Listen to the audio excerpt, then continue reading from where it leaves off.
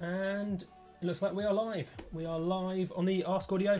Yeah, 10 essential cross-genre EDM tips. So, I'm Multiplier, in case you haven't seen my videos either on Ask Audio or YouTube.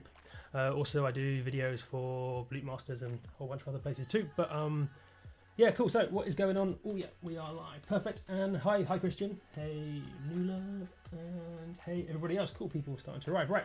So yeah, a few little bit of introduction things.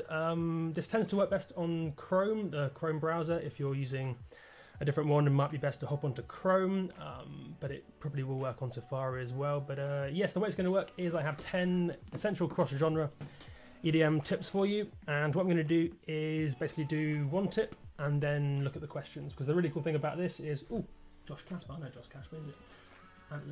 Perfect, cool. I'll try not to get too distracted by the chat in the middle of telling you tips and stuff.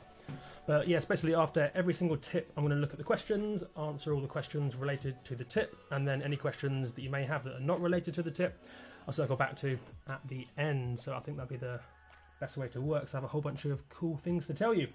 Yep, so I suppose, yeah, give it another minute or so for everyone to arrive, and then we'll kick things off with the knowledge.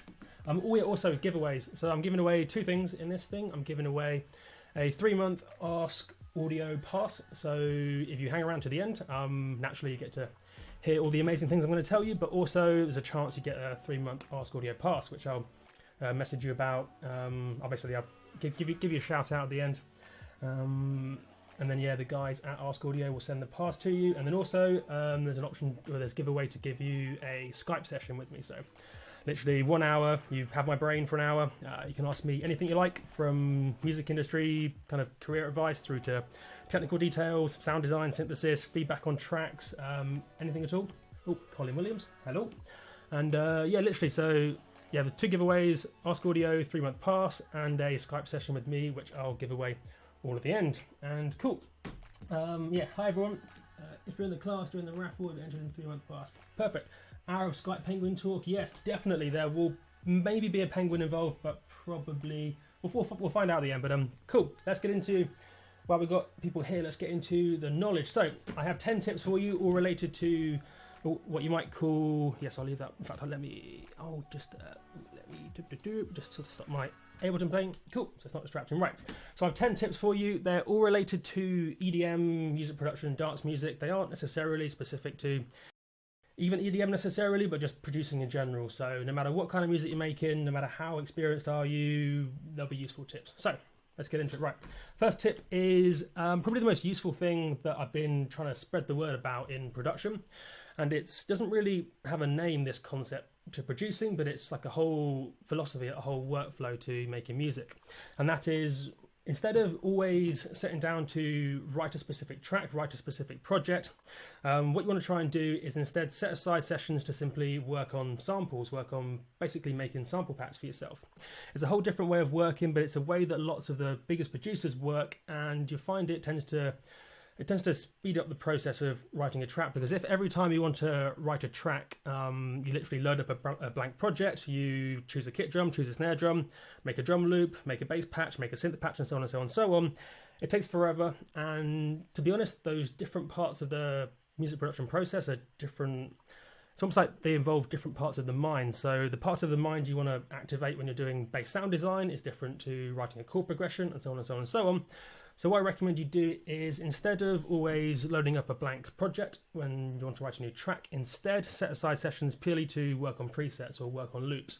So maybe you spend, I don't know, 20 minutes, half an hour just making hi-hat loops, and then you spend an hour and a half making bass presets, and so on and so on and so on. That way, when you're in the more kind of songwriting, production, kind of songwriting mindset, you can literally put together all these pieces that you made at an earlier date, which is really, really cool.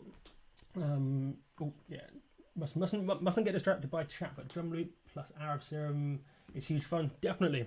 Yeah, so that's going to be the first tip. Instead of always approaching your music production in terms of making a track from scratch, instead make bits of audio that you can then piece together at a later date. For example, I spent about an afternoon one day just making literally, I have one here, techno bass loops. I'll turn up the level, turn up the level so you can hear it. And share the screen. So yeah, for example, I made a whole bunch of just a bunch bunch of techno bass loops. Bunch of cool stuff. And then in another session I made, stop that playing, where's it gone? Percussion top loops. Well, in fact, I put my headphones on, I can hear what I'm listening to. It's good. So a bunch of top loops. But the cool thing is, now that I have all these, like, basically sample packs that I made for myself, when I'm in the production mindset, if I want to, say, make a house or a techno track and I want to grab a percussion loop that I've made myself, I can just go to the sample pack full of percussion loops I made, and they'll all be there waiting for me, which would be really, really cool. So that's going to be the first tip. Yeah, instead of just writing tracks from scratch, instead try and make sample packs that you can then piece together at a later date.